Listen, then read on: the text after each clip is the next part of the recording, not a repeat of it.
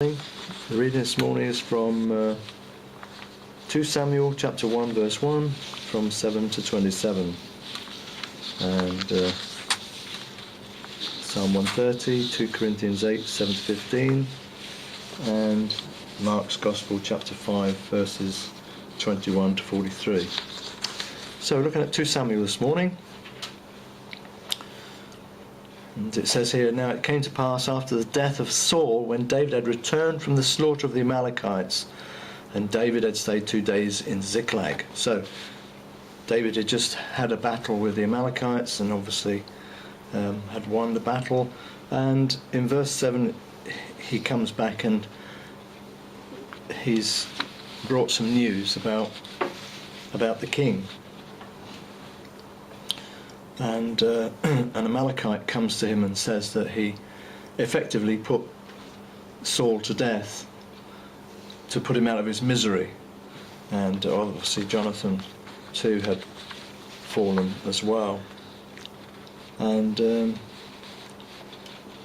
man obviously brought the crown that was on his head and the bracelet that was on his arm back to David to give to David, because obviously as far as he was concerned, David should be the king now that Saul was dead. And of course David was very true to the fact that God had anointed Saul originally through Samuel the prophet, and so David was always very, very true to the fact that Saul was the anointed. Saul had the anointing of God, that even though the people wanted a king, and God didn't necessarily want the people to have a king because he's king, he relented and gave them a king, and obviously Samuel anointed the king, King Saul.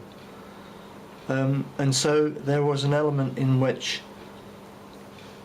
David, even though Saul wasn't a good king, even though Saul was trying to kill David, David was being loyal to God's anointed, to the authority that Saul had from God. And therefore he was being very loyal. And so of course when someone said they'd killed the king, that the king didn't just die, that someone had actually killed him, he was quite upset about that and felt that the man should die. So that's what happens. And he said that your blood is on your own head, for your own mouth has testified against you, saying, I have killed the Lord's anointed. So he wasn't so much interested in the man. He wasn't so much interested in the fact that he was king of Israel. He was more interested in the fact that he was God's anointed. That was the point. That was the whole point. That when God sets someone in authority, it's not our job to judge that person or to come against that person under what God has called him to be. And so that's why David was so incensed with this. And it's the same kind of zeal that Jesus had for his Father's house.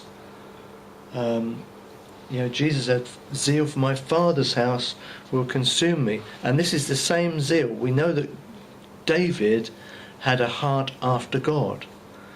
That means that he really had a heart that wanted to serve and be loyal to God, even though he was a sinful man like everybody else, even though he fell from grace at some point in his life, later on as a king, he still had a heart that wanted to honour God. And this is a situation here. And of course we know that he loved Jonathan, and it gives testimony to that fact here as well in this lament. It says David lamented with his lamentation over Saul and over Jonathan his son. So he was lamenting about the fact that Saul was God's anointed, and God's anointed had died, and at the hands of an enemy, which wasn't good. And that's why he wanted to make sure that the Amalekites didn't think of this as being something really good that they'd managed to do, that they had actually killed, one of the Amalekites had actually killed Saul. I'm sure that David would rather that he lived on and died of natural causes, or eventually died, rather than being put to death on the spot, because then the victory would have been given to the Amalekites, and therefore that would have gone against what he believed God wanted, to glorify God. And so that's why it happened. And also at the same time he was lamenting over his personal relationship with Jonathan, Saul's son, because they had a really special relationship. And it says in the last verses there, in verse 26, it says, "Your love to me was wonderful, surpassing the love of women." And so there is something in the fact that there is a bonding that sometimes takes place with men that can even in certain ways surpass that of a relationship with a woman. That there is a brotherly love, and I believe that in the Greek the Bible calls it phileo. There is eros, which is sexual love. There is philia, which is brotherly love, brotherly sisterly love, and it's love of someone who you are connected to, I think, more in the spirit. And then there is agape love, which is a general love for everyone, an all-consuming love. So there are different types of love, and this love that David had, it doesn't suggest for one moment that he was gay. For those people who might either say that that's what it suggests, or be abhorred if they are anti-gay, that would be wrong.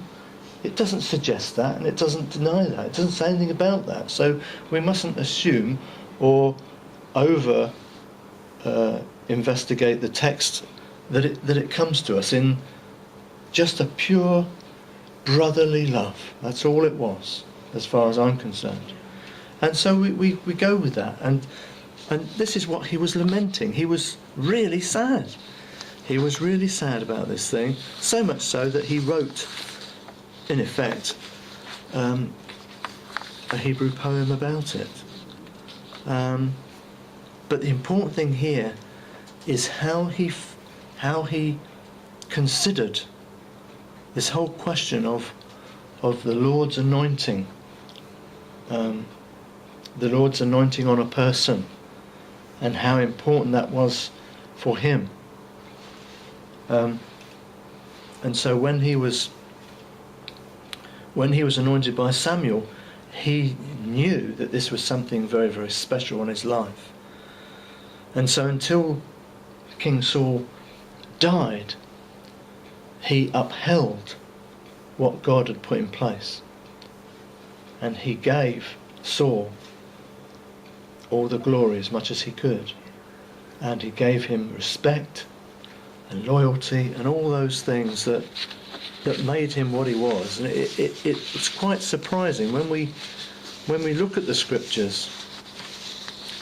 I think we get a bit surprised sometimes when we see some of the things that happened with Saul trying to kill him, and yet he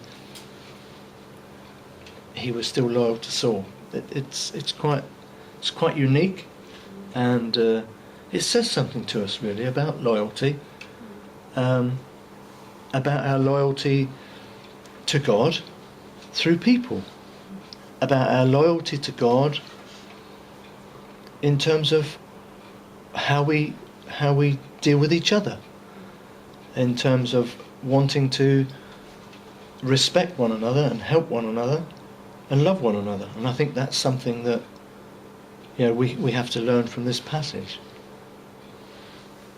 that there is a loyalty to God first of all, and that comes out in our service to one another. We're loyal to God because we follow the Christian ethos of loving people.